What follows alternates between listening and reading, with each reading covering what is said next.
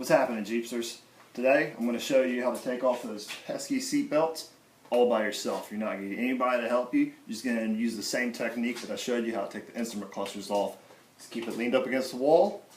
Get you, on my Jeep, it's a 5/8. So get yourself a 5/8, put it on a breaker bar, get you another 5/8 for the other side, put it on your impact drill.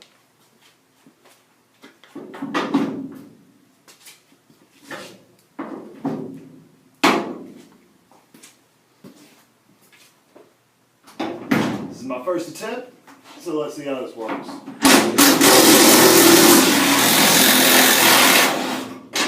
And bada bing, bada boom. So you don't lose that nut, put it right back on.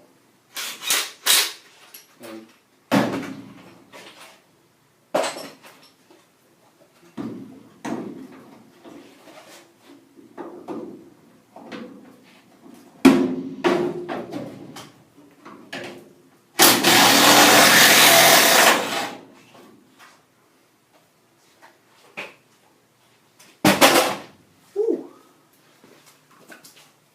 easy peasy.